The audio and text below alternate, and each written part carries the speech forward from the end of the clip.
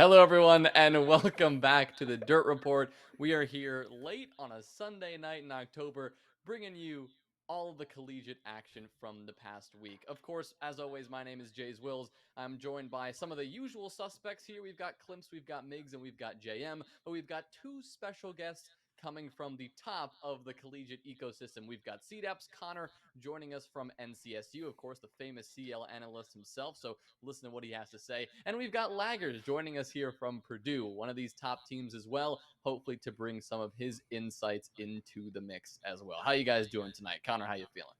I'm feeling pretty good. We just took a easy cruise victory against CSU, Colorado State. Sure, Blonde, I know him from T3. He was running up a little bit, but nothing we couldn't handle.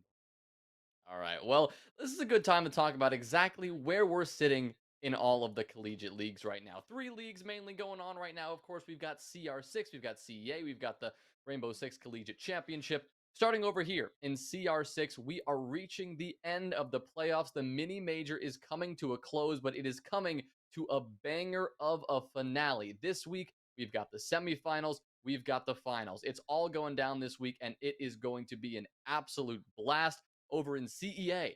Things are kicking off in the playoffs in both the invite and the open leagues. Round one happened last week. This week, or this upcoming week, it is going to be round two in both invite and in open. But throwing it over to Face It, the collegiate championship preseason over there, we're entering week three. Lag, as you can tell us a little bit more about that.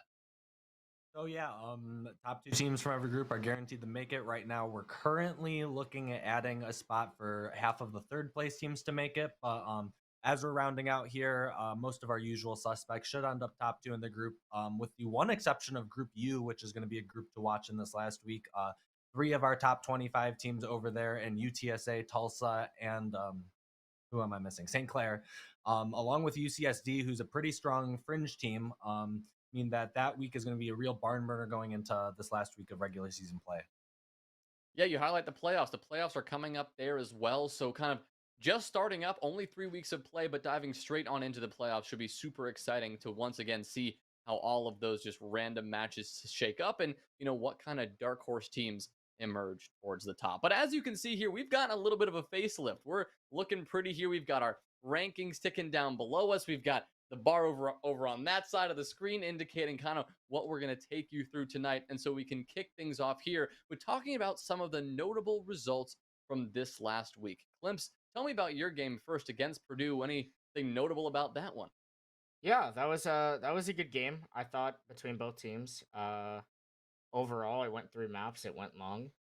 Minus that last map, definitely cut us a bit short. I think if we had our full five, although Carlito did play very well as he always does, I still think having that dynamic with Ash definitely helps us be a stronger team. Overall, I felt very confident about my performance, and I think that we could have been a little bit better as a team overall. But it was a fun game regardless, and I wish nothing but the best of luck to Purdue.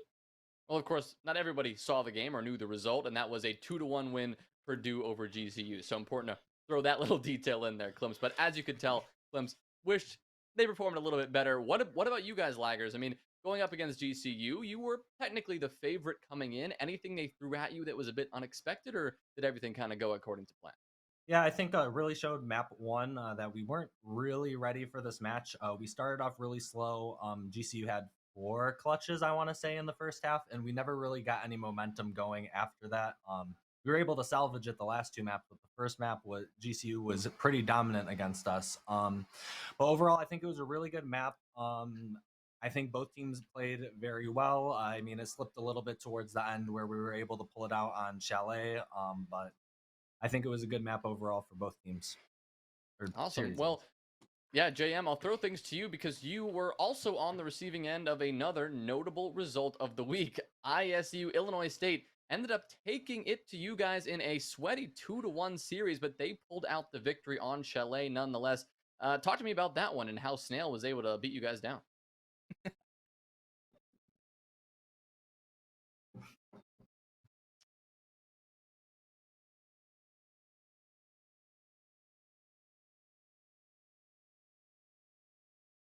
We didn't fully have good communication and everything like that, and it just came down to that. I think mainly to that. and then our aggression as well. We didn't carry too much aggression over from coastline to Oregon was our biggest flaw.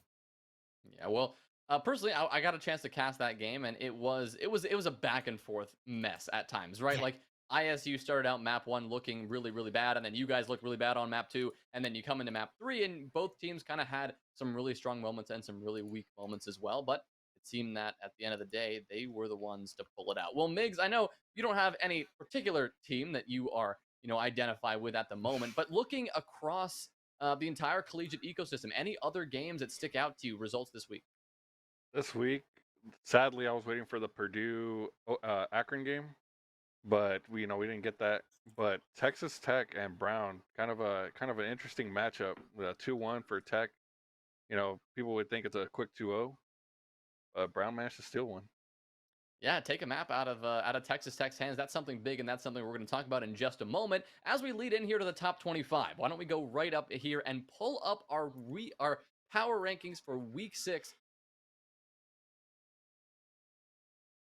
Everyone stands right now. Of course, at the top, your iconic names up there: North Carolina State, Purdue, Converse, and Akron. And we'll get to those in just a bit. But we will start at the bottom with some of these new additions, like usual. And Migs, you just talked about them. Brown taking a map against Texas Tech, currently the number 8 team in collegiate right now. Why is that so impactful? To me, it's Brown that's been a sleeper team all semester long. They had lost one series to CGC UIC, if I remember correctly. Other than that, they had pretty much a clean record across CR6 and CEA, and now in Face It so far. So now their impressive loss, if it's weird to say, against Texas Tech, taking one map off of a top 10 team, making a name for themselves. Yeah, it's good to see Brown back on this list. I know, I think Slickley, their captain, puts in a lot of work. I saw it on Twitter, they've been looking for scrims. They've been struggling to get some scrims, but they've been putting in the practice, and in collegiate practice, it is pretty important. CDAPS, talk to me about practice and why some of these teams on the bottom may start creeping their way up if they put in the work. Well, I think a lot of people have a sort of misconstrued idea of how much time you truly need to put in. It's more so about working efficiently. And for me, if you can scrim 1 or 2 times a week, maybe just like 2 maps, 3 maps in total, and you have an idea of what you're going to be wanting to do when you go in, that's the efficiency. And you can really start seeing results really fast. Like, let's say you have a game and you guys just get obliterated on the roam. You go find a T3 team, T4 team, whatever. Go search the CCS Discord, find some random team that's going to run Vigil and Mozzie and run around everywhere and only focus on killing them. If you just kill the roamers, then that was a successful round. Then over time, just practice doesn't make perfect, it makes permanent. And so when you have those skills in your repertoire, you're going to be able to build upon those blocks and it just becomes a habit. Awesome. Wow. Yeah, it sounds like really good advice to anybody. So if you're listening, take some notes. I know I just did. But moving back to our top 25 here and talking about some of these other teams that have made their first appearance or second appearance, but at least coming from last week, we're seeing them on this list for the first time. That is both Kennesaw State and Cincinnati. Now, both of these teams, sitting at 24 and 23 respectively, have made an appearance in the top 25 at some point in the last 6 weeks. But based on last week and even the week before, this is the first time we're seeing these teams. Now, Klimps, tell me about Kennesaw State and why they've made this spot once again. They've just been showing pretty good success. I know that they should be in relegations for CR6. So I don't know which team they'll play against, whether it's Tulsa or they'll play against Oklahoma. But from their placing, since they were the highest seed, if I'm right, that's how relegations are supposed to work. So we should see them possibly an invite, especially if they can squeak out a win. They're very dominant in open. I know that they're doing well. I think they're in CA playoffs as well, so I think they're doing well over there as well. So overall, they've been a consistent team and good so far. Yeah. Kennesaw State, we're just getting word they should be playing Tulsa for their spot in CR6 Premier. I That's don't a know how tough game for Kennesaw Yeah. State. That's a to tough take. game. That's brutal. That is brutal. And especially if Tulsa's at their full capacity, we know how well they've been playing with their full roster in the recent weeks. It'll be impressive if they can pull that one out. A very, very challenging victory for sure to pull that one off. But moving to Cincinnati, our 23rd team, I know JM, we talked a lot about this team. Like, should we put them on this top 25? Have they done enough to earn their spot here? Do you think they have? Uh, yeah, I think they have. They've kind of shown up in CA Open and or CR6 Open that they can hang with the top teams. It'll be interesting once they play like Tulsa and everything like that to see where they're really ranked, and we can go from there. Yeah, well, moving back up our list, and as we continue to take a look at this top 25, we move on to the number 22 spot. And looking up further than that, you keep getting higher on this list, and you can see some familiar names, but have dropped, quite a bit. Wisconsin, not one of those necessarily super familiar names, moving 2 spots up from last week. Anything to say about this team, Mix? Wisconsin, ever since they added Boomin and Ripple, they've kind of took out 2 of their lower tier players, upgraded that roster. They've been playing CR6. They had an okay run in the playoffs, didn't last particularly long, but there are a couple of games that they got in against open teams were W's, if I remember correctly, lost to a premier team. And then they have a bye currently in CEA playoffs, so they should be playing this following week. All right. Well, it'll be good to see how they continue to improve. We know Wisconsin has like this multiple roster situation going on right now. Where in Face It, they've got Wisconsin Red. Looks a lot different than the Wisconsin Red, their A team in other leagues as well. But moving on now to Oklahoma State. This is our biggest mover of the week. The team that has dropped the most. They've dropped 6 places. Migs, I know we talked a lot about this. Their loss, or their actually huge loss, to CGC UIC, the team that sits at number 20, a new team on this list right above them. What happened here, and why did Oklahoma State just drop so much? Oklahoma State hasn't looked anything like their previous semester. Anything where they had Slash and Thunder running around, Hyena, and then now they're piecing it together. They had a run in Premier CR6, but it's not like they dominated or like they had many wins. I think they had 2 wins. And now they played against a CGC that has been in and out of the top 25 for the most of the semester so far. And to only gain, I think, 1 to 2 rounds they got, it's not looking good. Yeah, 2 rounds out of 2 maps for what should be a premier level team against a relatively unknown element in CGC UIC. Not a great performance from the boys in Oklahoma State. So it'll be interesting to see how they continue to develop. They are playing in the Collegiate Championship preseason. They do have a lot of matches we can take a look at, and so do CGC UIC. So maybe we'll see them continue to grind. Right now, sitting at that number 20 spot, obviously. We don't know a lot other than they really gave a beating to Oklahoma State, a team that should be much better than them, at least normally. Now, looking up this list, you get to 19, 18, 17, 16. This chunk of teams here: Kettering, Kent State, Oklahoma, Virginia Tech, and Penn State. Not a lot of talk about here. Really only moving up because a couple of teams have dropped down below them. And honestly, I think we can skip right on up to the 15 area, that 14, 13 spot. So Louisiana and UBC. Now, UBC, Migs, I know we talked about this. JM, we were talking about this before the broadcast. UBC kind of sticking around here at this 14 spot after a huge jump up in the previous week. JM. They haven't really beat anyone like notable this week. I think it was. Didn't really This have week they much. lost Other to other Texas than Tech. just a close game with Texas Tech. Yeah, it was just Texas Tech.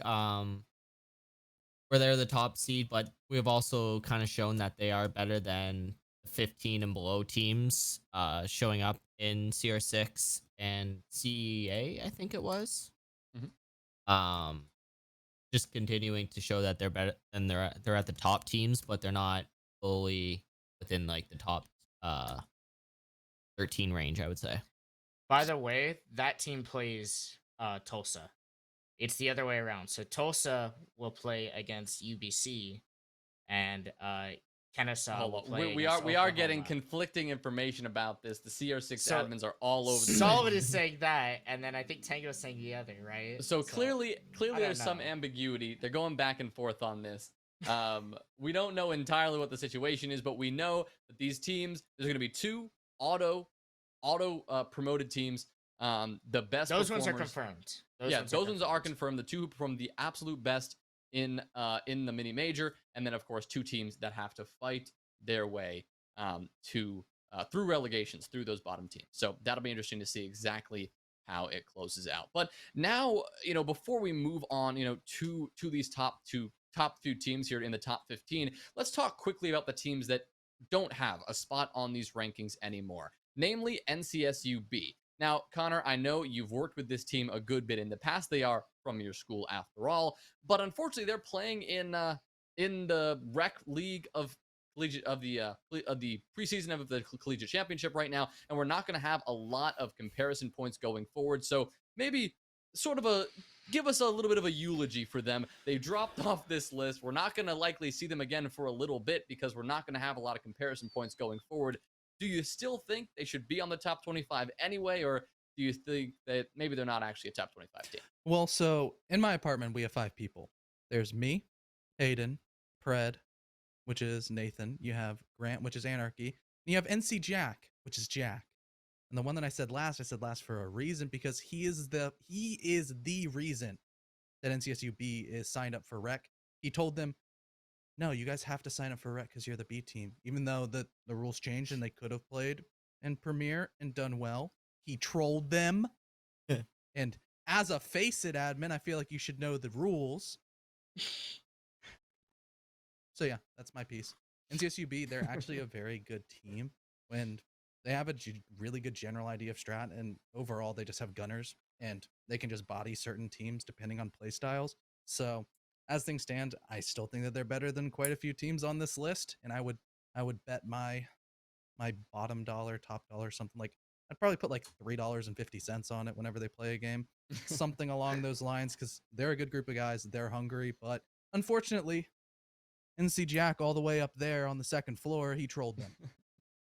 Yeah, so they are in CEA playoffs still, so we will get a chance to see them, potentially make a run in CEA Open, and maybe we'll have to change our mind about this. Maybe we'll have to stick them back on this list, but this week, it really felt that there were a bunch of teams that really deserved being put on this list, and a couple of teams that we really wanted to keep on here that we couldn't if NCSUB was still on the rankings. But still, they made it historic that they were able to be the only B team to make it on the top 25. So hopefully they continue to keep their heads up high because, again, they are a team that could totally deserve to be on this top 25. Absolutely. So a couple of the other teams that dropped off here, Iowa State. We said last week, unless they do something perfect and do something that is just revolutionary, they are out of this list, and that was the case. They beat ODU, but that's not saying a ton, so they're going to be off this list. And Minnesota and St. Mary's, 2 other teams who were on the cusp and just didn't feel like they made the cut and continued to improve going forward in this week.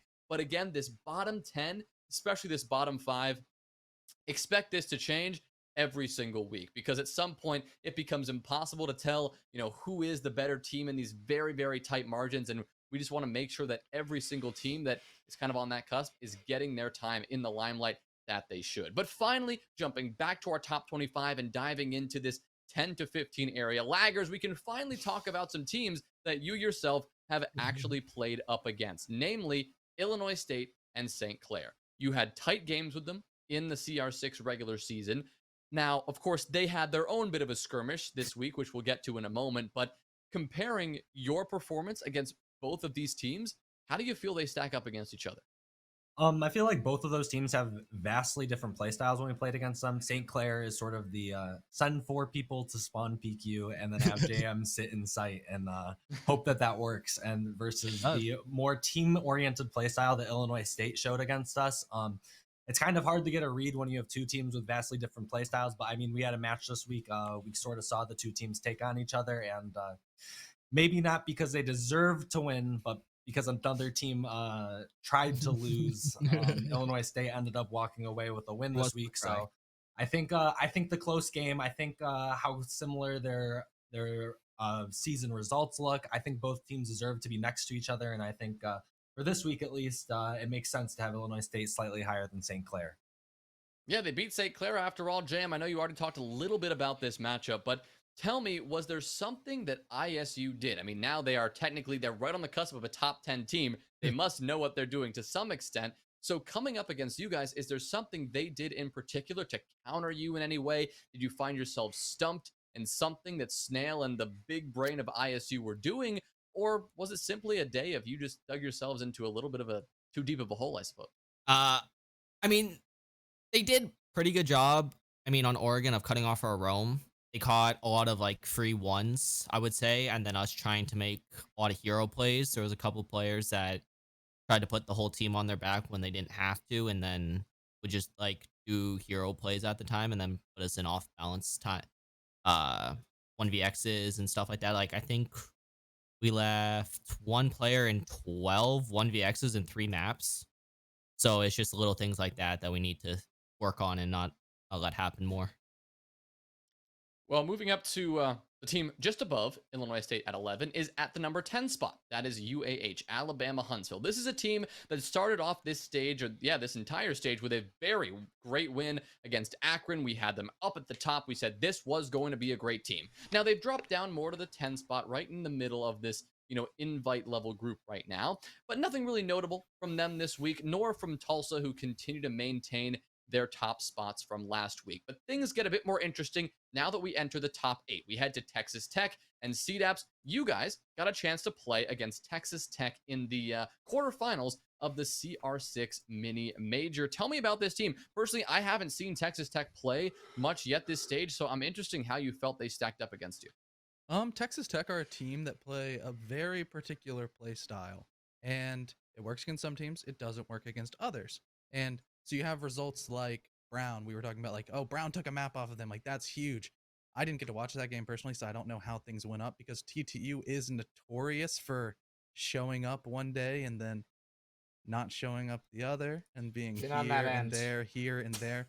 They definitely showed up against us. They are a good team when they decide to fire on all cylinders. Got what, Gassy Gama. You got Mr. Chubby Chaser. They have a whole bunch. They have Power Bottom. Power Bottom was a demon. And overall, like, it was a good game. They kept it close, and we definitely had to work for that win. It was no walk in the park like when we played GCU. That was a walk in the park. So as Wait things till stand, Wednesday. Wait till Wednesday, TTU are good in my Connor. books. Oh my. Well, honestly, I think Texas, if there was a power rankings for just best in-game names, I think Texas Tech would be on the top. And if not that list, then maybe the most frustrating name as a caster to say on stream, Texas Tech, all of their names, it would rival Meat Stick Nothing's worse than over Meat on Stick. GCU. Meat Stick. They've got You're some, giving me PTSD, Jonah. it's brutal. Jonas Yelling got Meat the Stick. worst of it. I was yelling Meat Stick in on the main I R6 did channel too. at the top of my lungs. You were doing the same thing, Yeah, Connor. me and You were Jacob up there. had to do that. It was an absolute mess. We were all Yeah, just but then screaming you and these Jacob started ridiculous roasting me, names. so it all made up for it. True. Well, taking a look at number 7 here, Ohio State. Nothing too much to note with this team. They beat the teams who they were supposed to, and they lost to the team they were supposed to lose to. Converse, of course, taking them down rather easily in the quarterfinals. So now moving up to this I wouldn't say that was interesting, easy. not too easily. Well, you want to say more about that, Connor, before we move on? I mean, Converse almost choked a crap ton of leads, because OSU, once again, have a very particular style, and they're good in certain situations, and they showed that against Converse. I mean, they were Alright, down well, 5-1 like twice, and they almost brought it back both times. Well, that says a lot about their mental. Says a lot about this particular set of skills that you keep highlighting these teams have. But at 5 and 6 is GCU and MTU, right? These are two teams that have been swapping back and forth all stage long, namely because MTU made a statement by beating GCU earlier in the season, and GCU comes right back and beats them in return. Klimps, what changed between your first time and your second time playing against this team? Well, we actually did a little bit of prep work. We looked at the map bans, and we saw that they banned Cafe against every other team, and they target ban Clubhouse because most teams do that against us. And then we took them to Cafe, and they struggled on Cafe, which is so weird because like a year ago they were crazy good on Cafe. So I don't know exactly what happened there. I guess they just meta changed. They changed a little bit. And then we knew the second map was gonna go Villa. Third map we didn't really. We're kind of just up in the air, whatever they were going to take us to. But, good thing it only went to 2. And that Villa was a barn burner for sure. And us putting about 15 minutes into a living room library hold helped us win that game, I think. So, Yeah. Well, I feel like I don't know if I got a chance to catch one of those streams, but there were definitely a couple of living room library holds I saw in this last week. I think Akron pulled out a couple. Very very interesting stuff to see it, and I'm hoping to see it on some main CR6 streams sometime soon. But now we can jump into this top four, which has remained very consistent over the last few weeks. At the top, at our number one spot, it is North Carolina State. At number two, it is Purdue. 3, Converse. 4, Akron. And these 4 teams will be going head to head this week in the CR6 semifinals and finals. So, with that, we can jump straight to our predictions for this week. And in doing so, talk a little bit about why. Why do we think one team is going to go over the other? So, Connor, I'm going to kick things off with you. Naturally, you're going to go with North Carolina State here over Purdue. But in this first matchup, in this first semifinal, it is NCSU taking on Purdue. Why are you going to win and why? Purdue- Same thing. Why are you going to win? Purdue is the team that we definitely have the most respect for right now. Kind of them. We have slightly more respect for them than Akron just because we like their play style, and like just Purdue was a damn good team. There's no other way to say it. I'm sure Laggers is cracking a smile right down there. Oh, look at him. He's trying to be smug. But Purdue are a very good team, and they are definitely been the roster that has challenged us by far the most.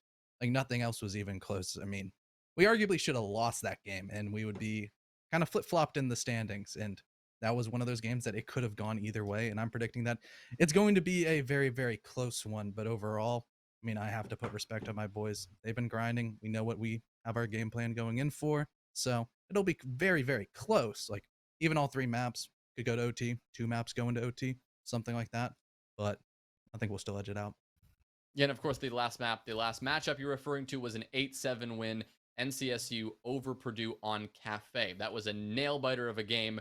Taco dropped like 18. He was going nuts. Both teams had incredible performances, and NCSU were the ones who came out in the end. But Laggers, naturally, it's your turn to chime in. Why is Purdue going to win the match against NC State? I think this game is going to look drastically different than the last game. Namely because most people consider Mila to be our best player, and he started out 0-6 and like 0-4 in entries in the first half. And I don't think that's something that's going to get repeated. And then same with Anarchy, he started out maybe 2-8 or something over the first half and like into the second half. And like those two players are incredible, and I don't think that's something that we're going to see repeated. Maybe that balances out, maybe it doesn't. So I think the match at least is going to be a lot different. I think last game was our closest game all season. 8-7 was really close, and I think it's going to go all 3 maps, and it's going to be really close. But of course, I've got to go for Purdue in the end. Can't bet against my own team. I'd be mad at you if you did. But, yeah, I think it's going to be a great match this week. Awesome. Well, Connor, I was looking at your face there, gauging a reaction. Did Laggers put the fear of God on you just then? Do you have anything you want to say in response? Or you want to leave it at that? No, I completely agree with his points. I mean, Milo wasn't activated and Anarchy wasn't activated. So I think both of them are going to play a good game. But I'm going to let you chew on the fact of, did Mila start cold because he wasn't feeling good? Or was it something that we did? Ooh, Laggers response. I mean, it could be either. You can't really tell. If I say one thing, it could be the other. If someone says another thing, it could be that. I would like to lean towards the fact that he started cold, but I mean, no real good way to tell. Yeah, well, Purdue, of course, after that loss to NC State, they didn't lose another game the entire season, going 16-1, 16-2. Now that they had to forfeit a game against Akron, who forced default upon them. Good old classic Akron move. But yeah, they've had an incredible season so far. NC State, of course, is also completely undefeated. No forfeit losses for them. So this is going to be a match for the ages. Now, of course, Clemps makes JM. Just tell me, who do you think is going to take the map? And quickly maybe give one reason why. So, Clemps, I'll start with you. Out of NCSU Purdue. Yes. I think it's gonna be NCSU, but just barely. I think it's gonna be very close. So, all right, Migs, what about you? All right, I'm gonna go with Purdue, but I am going to say map 3 is going to come down to the final round. It's most definitely. I don't care about map 1 and 2 scorelines, but map 3 is going to be final round. It may come down to a 2v2 with like 30 seconds left. All right, 2v2, 30 seconds left. I'll write that one down and catch you on that later. JM, what about you? Um, both teams look strong having played both in the season. I think whoever I'm gonna go with NCSU just because they've shown. But I think Purdue, if they come out strong map one and not look like they did against GCU map one, then they have a really like close chance of taking it. I think it'll come down to whoever takes map one. All right, whoever takes map one. Interesting of note. So, with that semifinal underway and our predictions set, then let's take a look across to the other side of the bracket. The other semifinal will be Converse taking on Akron, the teams that we have placed at 3 and 4 in our power rankings. Klimps, this time I will kick things off with you. Both of these teams have had historically strong runs, maybe not only this stage, but in stages prior. Converse, of course, coming on to the scene, the Bishop Sycamore of Collegiate Siege. They're coming in and they're tearing things up. Klims, who do you think is going to take this and why?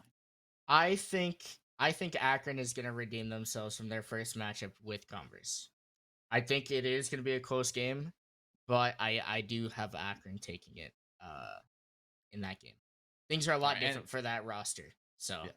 than when And they again, first Klims is referring to the 7-3 victory that Converse took over Akron in the very first week of CR6 Premier Groups. So that is something that both of these teams are likely going to have in mind going to this best of 3. But of course, that was a best of 1, and it was a long time ago, following Akron's loss to UAH, a 2-0 loss in a best of 3 in the opening weeks of the season. And with Akron's 2 new players, things have changed a good bit since then. But Converse, also a new roster, have been developing just the same. Migs, what do you think? I think Akron kind of gets their stuff together. It'll be another 3-map series, so most definitely these got to be streamed. 3-map series, Converse and Akron are gonna be sweating it out. I think Akron takes it. I think it'll be like a 7-4 on map 3. All right, JM, what about you? I think Akron is going to pull it out. I think they finally found their stride. They struggled with it at the beginning of the season with their new players, but I think they figured it out and they will be taking it. All right, CDEPs? Well, Akron is just one of those teams that you don't beat twice. It's very, very difficult to outwit IMAT twice in a row. Converse, I think they're a very good team, and as much as I want to shit talk them because I see Rusty in chat and he's beating me in fantasy on the leaderboards, but overall, Converse are a good team. But I think Akron actually take this one 2-0. 2-0. All right, Laggers, final word. I'm not sure if I'm confident to go with the 2-0, but I think Akron will pull out ahead in this match. Converse has been looking really good all season, but when IMAT and JetCon are firing on all cylinders, Akron's a really hard team to beat. I mean, if you're picking a duo off any team, I think they're probably the first duo you look at, maybe Red CJ over an MTU, but that's a really strong roster from Akron historically, and I think they've overcome their week 1 jitters. All right, well, because everyone went with Akron, I'm going to throw my own prediction in the mix here, and I am going to go with Converse here. I think the Converse have it in them to take it, and here's why. Akron have been an incredible collegiate team for a long time, and Converse are only now coming up on the scene. I think Converse are going to have a massive chip on their shoulder. I think they want to prove that this group of some known elements and some unknown elements, they've been designed, they've been recruited for one specific purpose: beating Akron and being the top of collegiate, because that was the task that they were assigned when they were recruited. Come out here and be the best team collegiate has ever seen. To do that, you've got to beat Akron. This season, you've got to beat Purdue and NC State as well. But to get to that final matchup, I think they're going to take down Akron. I think it's going to be a 3-map series, and I cannot wait to see how that one shakes up, because it is going to be a banger nonetheless. Okay, we're going to head into our final few predictions. One other game that I thought was worthy of throwing into the mix, because we've talked a good bit about Brown tonight. Obviously, this is a lot less notable and not going to be on as many people's radars as the first two, but it's Brown versus Virginia Tech. The reason I bring this up is because Virginia Tech is one of these invite teams that has been faltering and faltering and faltering in the last few weeks, and Brown has been a team on the up and up. Quickly, just going around, if you want to add a little piece as to why, if you don't know enough and you don't want to make a prediction, don't worry about it. So if you think Brown's going to take it, if you think Virginia Tech's going to take it, just let me know. So Klims, what about you? Brown's been putting in the work. Slickley's a very good player, and they've got a pretty good group of guys. He's got a pretty good group of guys around him: Maker, Ninja, Speed, and I think that they're gonna pull out a win over Virginia Tech, who's been falling down pretty hard. All right, Migs. I'm gonna go with Brown. We got VTech not putting in the work. They've kind of got slammed by every premier team possible, except I think Iowa State. And Brown's kind of been on the rise. They're putting in the work. I think they're just about to show out. All right, JM. Brown as well. Slickley's been putting in a lot of work, and same with the other guys. Well, they're actually practicing, I would say. Good to see teams practicing. Lactose, what do you think? I'm gonna go against the grain here and go with Virginia Tech. Historically, they've been a slightly stronger team, and even if Brown's performing right now, I mean, I've been watching the Virginia Tech match that's going on right now during this, and they're looking fairly strong against Kennesaw State, who is a team we have slightly ranked above Brown this week. So I'm gonna have to go with Virginia Tech and trust in the rankings a little bit here. All right, Connor, final word. I think Slickley doesn't lose those. I love all the guys at VTech, but I want Parcel back. I miss him so very much. And hopefully that this is like a final wake up slap call that like come back. All right. Well, we move on to our next segment here. We have so beautifully titled IS Who, our general segment that we're going to throw in every week just to roast the ever-loving crap out of ISU. We love our boys over there, but we also hate them with a burning passion at the same time. But this segment is not just about ISU. This is where we're going to pull out the dirt. We're going to pull out the drama that anyone wants to bring out. If you got some drama in chat, feel free to drop that in there and we'll pull it up. But first, of course, let's start out with a good old roast of ISU. JM, obviously, you always have a lot to say about this. And just losing to this team, you probably got a chip on your shoulder. Anything you got to get off your chest about Cal, Snail, and the rest of the boys at ISU. What was that Akron game, Cal? Like, come on. Like, what was that? 14-1? Really, Cal? You wasted my time beating us, and then you go and do that against Akron? I'm ashamed.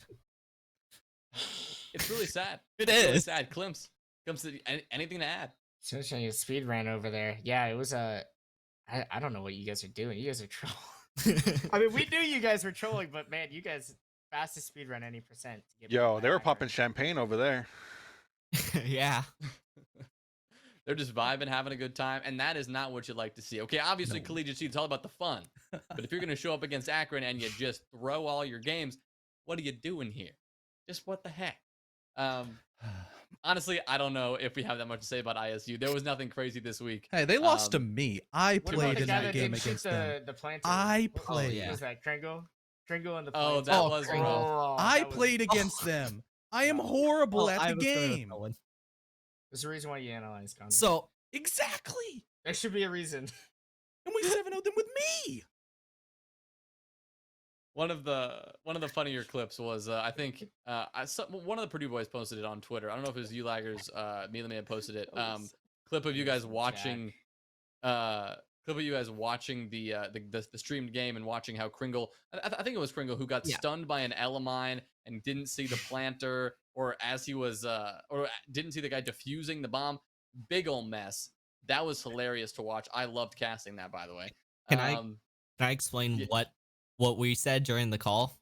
Yeah, no, go for it. All right. So, it was the 1v1 and we called where he was an addict and we literally just yelled, "Stick it, he's bad, it's Kringle." And that was the call and he stuck it and that's how it ended. It was the funniest thing watching it back. Oh man, that's awesome. That's awesome. In future weeks, we're gonna add some segments where we're gonna have some clips up here. We want to show plays of the week. We want to show fails of the week.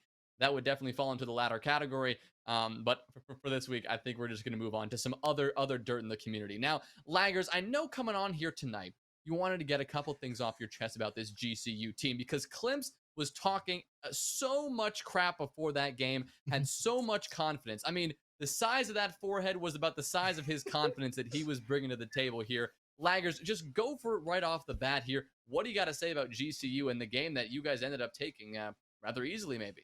I mean, GCU came out talking a lot. I don't think we were doing any talking really until the end there. I mean, if I'm going to be called the weakest link, that's fine. But I mean, I didn't really feel like there was too much to back that up. I think I outperformed their entire team for 2 of the maps. So not really too much there. The one thing I wanted to bring up was Akron, actually, from this past week. All I got to say, if you come on this show and say you want to play some of the better teams to see how you stack up, and then you are LFSing every night that we are open and asking to reschedule at the same exact time. I don't know, man. Seems a little bit hypocritical to us. Ooh.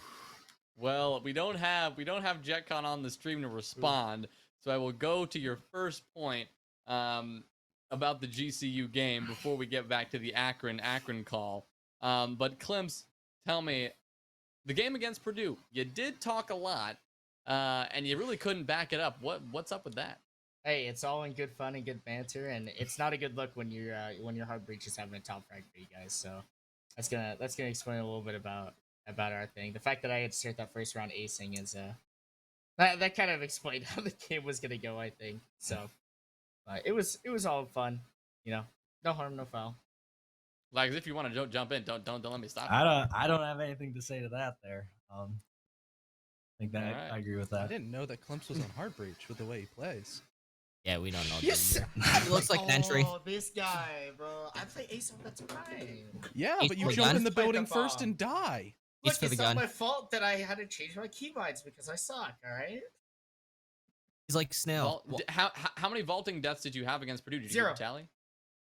Zero. You sure? You sure about that? 0 vaulting deaths. I changed my Alright. keybinds like 2 weeks ago, Jonah. All right, you're good. You've learned. Anything else? Any more dirt coming out here? Migs, you got anything? JM? Anything to mention before we move on? No, nothing yet. Maybe ODU might show up against UTSA this weekend. That might be an interesting match. Maybe. We might hear of ODU surviving a little bit longer, other than a close match with Iowa State. All right, JM, anything for you? Anything from you? No. All right. Well, if anyone in chat has anything wanted to drop in for the drama before we end out this segment and move on for the rest I of the night. actually have something. Oh, Hayden, you're come. in chat. You can come into my room if you would like. You wanna roll up, Hayden? You wanna roll up? Does Hayden have some drama? Yeah, Hayden has some drama. Oh, Oh, I've got drama about Tango Taco, too. get in here. Get out of chat. I will unlock my door. Hayden, get in here. It's just He's coming. Is he coming? Is he Yes, coming? He is. there he is. Look at this behemoth of a man. What's going on? What You, was you I? said that. I thought you were gonna put Tango on blast because you're in his head rent. Oh, bro. Okay. Look, I have never in all of my years, my 22 years of living on this great green earth, seen someone so inept at trying to schedule streams, or at least listen to the people who are scheduling the streams, as Tango Mango Down. I swear that guy has probably never seen one clock in his life, let alone a calendar. I don't think he knows what day of the week it is right here. The fact that he is here to produce a Dirt Report is a miracle, an absolute miracle.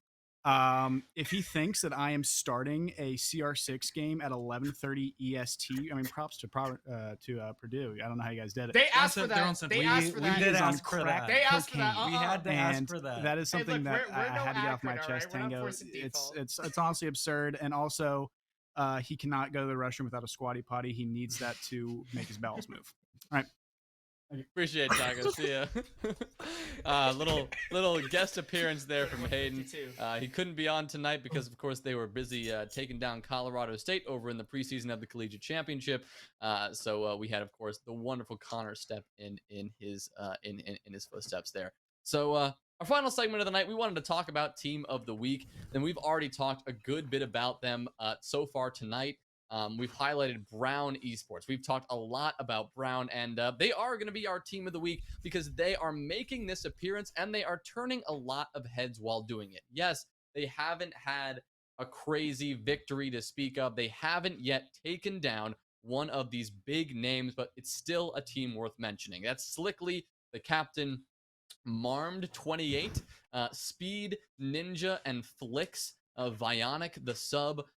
This is a team that I'm really hoping they start to make a statement. I love when teams are putting in the work and they're proud about putting in the work. For so long in collegiate, people have taken so much pride in being able to say, we won that game, but we didn't practice, man. To see Brown out there finding scrims, putting in the work, and starting to improve slowly, taking a map against Texas Tech is something.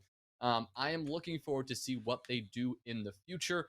Again, they didn't do anything crazy this week, but Team of the Week, just in terms of looking forward to what they can do in the future. Anyone have anything you want to add here for this? Well, with that, I mean, we don't have our interview segment tonight. Everything was kind of jumbled together here at the last minute. If anyone has any questions in chat, feel free to drop that in. We'll get to those before we close out the stream tonight. Does anyone else here have any last points to bring up? Oh, Any I had one questions, any thing. I had drama? one thing. I was hoping that a Kent State player was in chat because we had a game against them that was on stream. It was a lot closer than the score line showed, but I was wondering what fist bump was because they were talking about it. Fist bump? Yeah, they had a What? pocket What? strat called I'm- fist bump that they were saving for us, but we didn't get to see it because it didn't make I it don't to map know. 3. I'm friends with the Kent State guys. I'll have to ask them about that and let you know, Connor. Yeah, I wanted to know what it was. I was just genuinely curious. All right. Well, I don't see any questions from chat other than how does the mic get crispy? Nothing really to say about that. Yeah. So I appreciate all you guys coming in. Connor, Laggers, it was a pleasure to have you on the stream. JM, Migs, Clemps, a pleasure as always to have you here as well. Thank you everyone in chat who showed up for a particularly late stream. We got a late start tonight, do a lot of other things. So thank you all for tuning in. And please keep an eye on the CR6 channel. Keep an eye on all the social medias because we are going to bring you every game this week is going to be streamed and casted. We've got both the semifinal matches we've already talked about, NCSU taking on Purdue, and we've got Akron and Converse. Those are going to be streamed, and that is going to lead into our grand final. After that, sometime next week, you're going to have your relegation games. Those are going to be something to keep an eye on. And then right after that, we get into stage 2 and things go a whole nother level of crazy. So keep an eye out for all that information. But until then, we hope you have a fantastic night and a fantastic rest of your week. So long, everybody.